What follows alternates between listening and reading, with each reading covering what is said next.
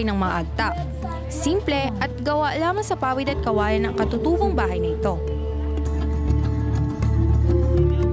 Isa lamang ito sa mahigit 10 mga katutubong bahay na itinayo sa Villarreal Stadium sa Roa City. Ito ay para sa ginanap na festival ng mga katutubong Pilipino noong October 2009 dito sa Capiz, ang Dungog. Ang Dungog ay isang Hiligaynon na term na ang ibig sabihin ay dignity or pride o kaya'y karangalan. Ito'y ating nire-restore o kaya'y ating pinaiigting pa yung pagtingin ng kapwa Pilipino sa mga katutubo. Ayon pa kay Ginong Tesoro, sa ibang parte daw ng Pilipinas, ang dungog ay nangangahulugang to adhere to o to listen to. In the same manner, when we listen to the person, we are giving him the importance and recognition.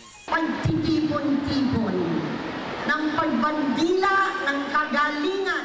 Pinangunahan ang festival ng National Commission on Culture and the Arts sa pakikipagtulungan sa pamahalang lokal ng Capiz.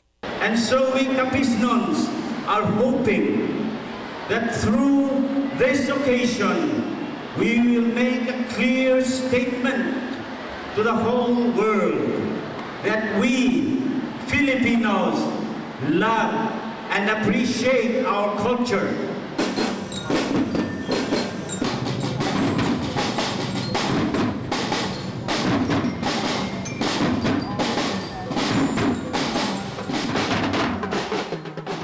Sinimulan ang pagdiriwang na ito noong umaga ng October 2 sa Capitol Grounds ng Roa City. Mahahabang pila ng mga katutubo ang bumuo ng Grand Parade papunta sa stadium kung saan gaganapin ang grand opening. Sa loob ng stadium ay makikita ang itinayong mga bahay na bumuo sa Indigenous Peoples Village. Dito nagsama-sama sa unang pagkakataon ang 110 ethno-linguistic groups mula sa Luzon, Visayas at Mindanao. Nandito po kami upang ipakita kung ano talaga ang aming tribo at saka upang malaman ng lahat na ang Mindanao ay hindi talagang magulo. Sa grupo namin, gusto po namin ipakita yung kagandahan ng kultura namin tsaka yung magagandang sayaw tsaka yung chant namin. Gusto namin patik sa inyo na ang kultura namin ay pangbuong bansa. May papakita po namin kung paano talagang mga igorot kasi sabi na may buntot ang mga igorot. Iba naman po, G-string po ang tawag doon, hindi po yun buntot. Tsaka yung ways of living namin, pinapakita po namin ito.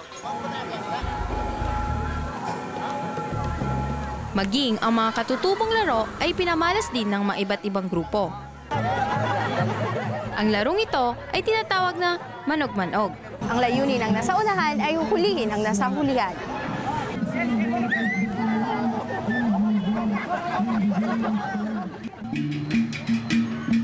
Naging pagkakataon din ito upang magkaroon ng karagdagang kaalaman ang mga kabataan tungkol sa mga indigenous people. Nakikita ko yung mangyayari po para mawala na lang yung mga agam-agam at tanong. Layunin ng dungog na mapakinggan ang boses ng mga katutubo. Kaya naman, nagkaroon ng 3 fora na tumalakay sa mga karapatan at pangangailangan nila. Ito'y nagbigay daan upang magkaroon ng isang konkretong dokumentong nagsasaad ng kanilang mga pananaw at hinaing.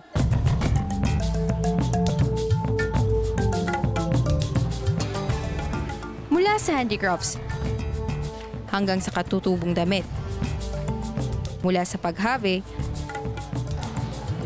hanggang sa mga kasangkapan, lahat ng mga ito ay nakadisplay at maaring mabili sa festival.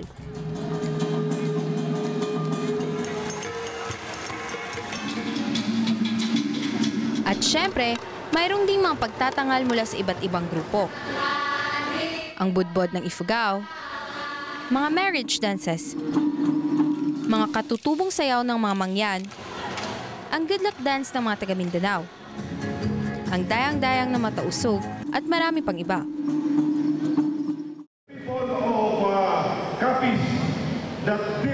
Sa huling araw ng dungog, ipinoklama ang Dungog Declaration. Ito'y naglalaman ng mahalagang napag-usapan sa mga forum na ginawa. Naganap din ang symbolic turnover sa susunod na host ng Indigenous Peoples Festival.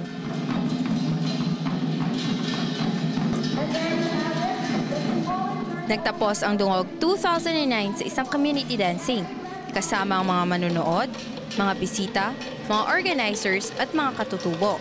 Ang dungog ay nagpapaalala sa atin na ang mga katutubo ay may kinalaman sa ating kahapon, ngayon at bukas. Sana ay magbukas ito ng bagong pito tungo sa mas malalim na ugnayan at pagkakaunawaan.